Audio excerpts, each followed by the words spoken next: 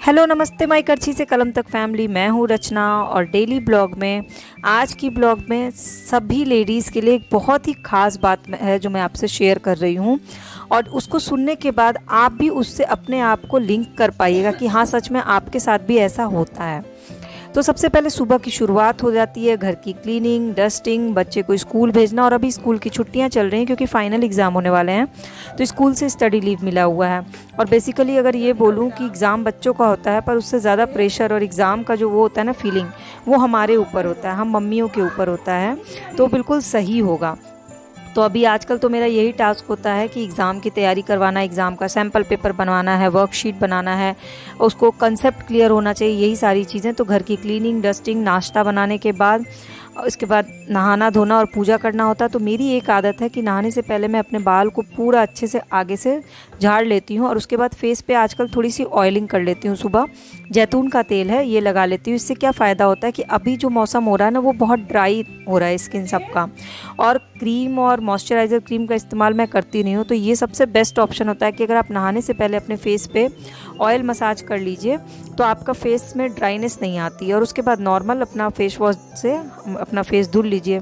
तो मेरा बेटा पहले से ही नहा धो करके रेडी हो गया और उसकी आदत है हनुमान चालीसा सुन करके मनन करने की। तो वो कॉन्सेंट्रेट करता है इस समय थोड़ी देर बैठ के, और मैं उस समय पूजा करती हूँ। तो मैं पूजा करने बैठ गई। और पूजा में जो होता है ना, हम लोग की कॉमन चीज़ें कि भगवान को भोग लगाना, सोमवार को अलग। तो मैं क्या करती हूँ, 5 मेवे को काट करके ये डब्बे में रख लेती हूँ। और बाकी गुरुवार को जो होता है वो चने का दाल, गुड़, मुनक्का ये चढ़ाती हूँ। और बाकी दिन के लिए 5 मेवे काट करके एक साथ ही डब्बे में रख लेती हूँ।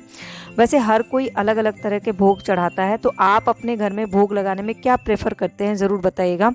मैं कभी कभी तो कभी लड्डू मन किया तो बना लिया, कभी हलवा बना लिया, अलग अलग। कभी बहुत ज़्यादा वो होता है, कोई ओकेज़न होता है तो अलग अलग का भोग बना लेती हूँ। और हाँ, नहाने के बाद मेरी कोशिश ये होती है कि पूजा करते समय ही सिंदूर लगा लेती हूँ। ड्रेसिंग टेबल पे भी रखा हुआ, पर पूजा करते समय भी लगा लेती हूँ। और सुबह में एक टाइम आरती और शाम को घर में दिया बत्ती करना ज़रूर करती हूँ, सिर्फ मेंटल पीस के लिए। बाकी सबकी अपनी मान्यता होती है, अपनी श्रद्धा, अपनी भक्ति। जो आप करते हैं वो एकदम परफेक्ट है, सही है। इसमें पूजा पाठ में कुछ भी सही और गलत नहीं होता अगर आप सच्चे दिल से कर रहे हैं, ऐसा मेरा मानना है।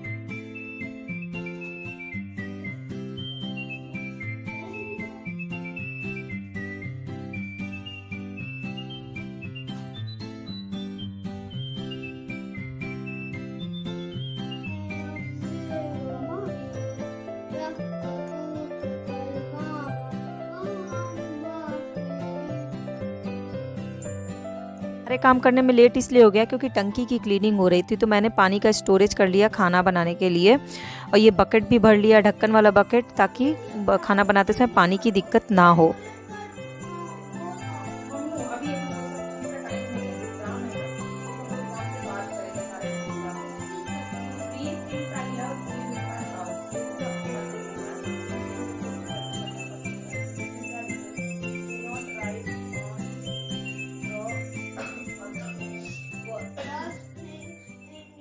In which part of house do you sleep? यहाँ पर लिखना है तो house part का नाम।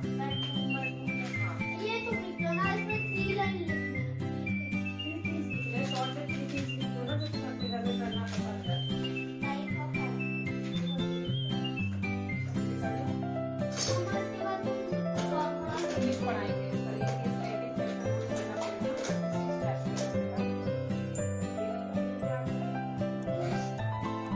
Things I love doing in my house are first, number one करके लिखो।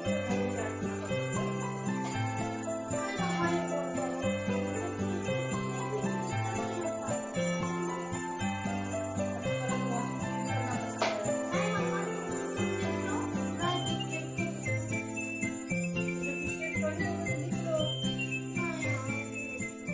घर में क्या करना पसंद है। चलो ये कर लो बस, उसके बाद अब इंग्लिश पढ़ाने आ रहा है।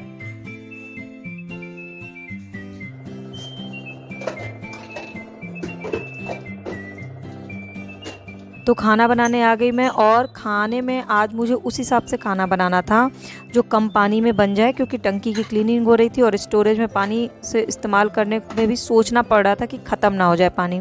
कोई भी चीज़ जब होती नहीं है ना तो उसकी अहमियत समझ में आती है। और अभी हस्बैंड भी नहीं थे तो मैंने बहुत ही बेहतर रास्ता चुना कि मैं दल पिट्ठी बना लूँ। वो मेरा और मेरे बेटे का एकदम फेवरेट है। तो मैं जो दल पिट्ठी बनाती हूँ उसका रेसिपी मैंने आपसे शेयर की हुई है। उसमें मैं अरहर की दाल 2 मुट्ठी और 1 मुट्ठी उड़द की दाल डालती हूँ, और दाल में नमक, हल्दी, हींग, 3-4 कलियाँ लहसुन की और थोड़ा सा खटाई या आमचूर पाउडर डाल देती हूँ। ये वाली दाल थोड़ी सी खट्टी अच्छी लगती है। और 1 चम्मच सरसों का तेल डाल के 4 सीटी दाल में लगा देती हूँ। और जब दाल पक जाता है तो फिर उसमें पिट्ठे बनाते हैं।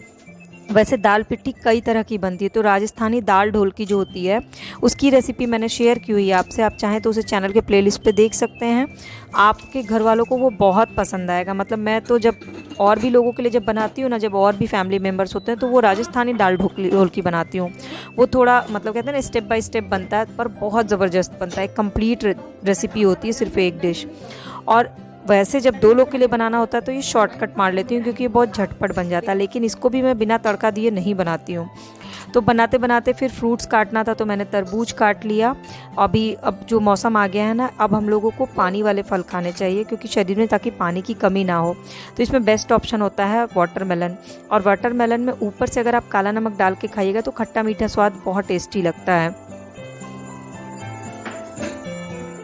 तो दाल में सीटी लग गई तो आटा नॉर्मल सना हुआ जो रोटी का आटा होता है, जबकि जो दल पिट्ठी के लिए आटा जब राजस्थानी दाल ढोलकी बनाते हैं ना, तो उसके आटे में कई सारी चीज़ें मिला करके बनाते हैं जो मैंने शेयर किया हुआ। पर आज मैंने प्लेन आटा जो है उसकी पिट्ठी बनाई। तो हाथ से ही उसको गोल गोल करके उसका फूल जैसा बना लिया, कटोरे बनाए, चम्मच बनाए, क्योंकि बेटे को बहुत पसंद आता है। हालांकि अगर आप आटे में कुछ चीज़ें जो मैंने बताई हुई हैं, जैसे कि हल्दी, हल्का सा अजवाइन और कस्तूरी मेथी सब मिला करके, थोड़ा मोयम डाल करके, हल्का सा बेसन मिला दें आटे में, तब सान के जो बनाते हैं ना पिट्ठी, वो बहुत ही टेस्टी बनता है। वो तो एकदम स्पेशल ही डिश होता है। ये तो रेगुलर वाला डिश है। तो इसकी पिट्ठी बना करके मैंने दाल में डाल दिया और इसके बाद फिर से 1 सीटी लगा दी। बट अभी भी ये दल पिट्ठी अधूरी थी, क्योंकि इसे पूरा करने के लिए मुझे तड़का देना था। और तड़के में मेरा फेवरेट होता है करी पत्ता, राई। तो अब मैं आपको तड़का देना भी बताऊंगी। पहले इसमें 1 सीटी लगा लेती हूँ पिट्ठी बना के। वैसे एक बात बताइए कि बच्चों का एग्ज़ाम चल रहा है और आपको फुल डाइट बनानी है, सभी के लिए पूरा खाना भी बनाना है, बच्चों की पढ़ाई पे भी ध्यान देना है। साथ ही साथ आजकल बच्चों को पढ़ाने के लिए बड़ा फोर्स करना पड़ता है, आप बैठ जाओ पढ़ने के लिए।